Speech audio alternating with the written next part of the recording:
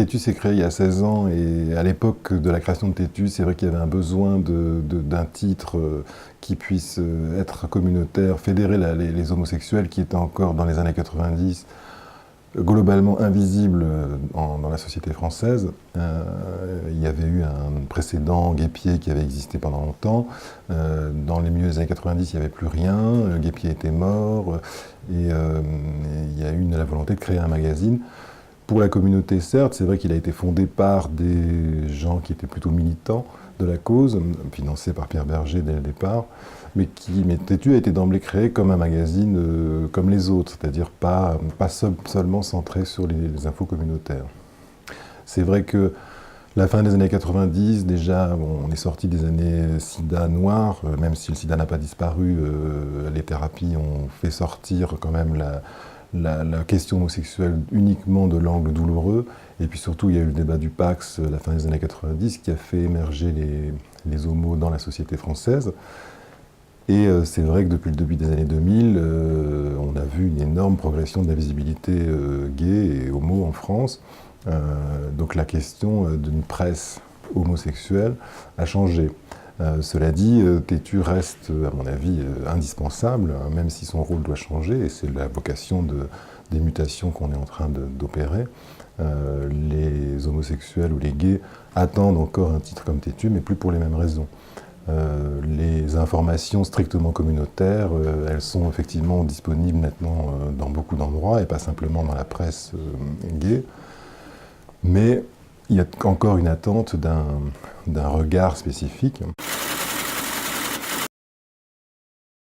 Personne presque n'ignore Tétu en France, qu'il soit homosexuel ou pas. Il faut juste maintenant qu'on arrive à transformer ce capital de marque et surtout à l'enrichir. Pendant longtemps, la marque est restée associée à quelque chose justement de fermé, de communautaire. Il faut maintenant ouvrir la marque sur d'autres horizons, à l'image des homosexuels eux-mêmes qui vivent de moins en moins dans un ghetto ou renfermés sur eux-mêmes, qui sont maintenant de plus en plus intégrés à la société. Et il faut que le magazine reflète ça aussi. Le magazine et évidemment les sites internet, puisqu'on a 2 sites internet. Cette année, Tétu est engagé dans un grand bouleversement. On va recréer un nouveau Tétu. Donc on va lancer une nouvelle formule du magazine en septembre, ambitieuse, notamment en termes d'annonceurs voilà, parce qu'il s'agit aussi de transformer Tétu en une entreprise qui fonctionne, qui est sur les rails, qui sort du rouge, puisqu'elle a longtemps été dans le rouge. L'objectif, c'est d'ancrer le magazine dans le paysage des masculins, en s'inspirant bien sûr de ce qui se fait ailleurs, tant en France qu'à l'étranger. Donc le magazine va entièrement être designé, il y aura des nouvelles rubriques, un nouveau concept complet, un nouveau format, parce qu'on va réduire un peu le format pour se mettre à l'unisson des autres et de la concurrence, parce que les formats ont tendance à se réduire. On développe la mode, évidemment, puisque c'est un axe très important pour nous, mais aussi tout ce qui est autour de la beauté, de la cuisine, du sport. Les nouvelles rubriques donc orientées au style des voitures. Il n'y a jamais eu de rubrique voiture dans Tétu, on va en créer une. On va développer aussi beaucoup la déco, par exemple, qui est un secteur qui est assez peu couvert par les masculins. Donc on s'est dit que Tétu avait une légitimité aussi à s'ancrer dans cette rubrique-là.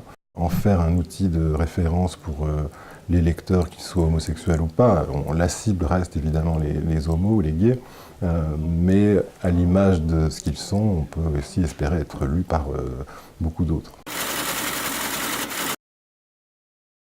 Il y a des annonceurs qui viennent parce qu'on est homo, il y en a qui viennent parce qu'ils ciblent précisément un public homo, bien sûr. On est le magazine à faire quand on veut cibler le public homo, mais nos ambitions ne se limitent évidemment pas à ça.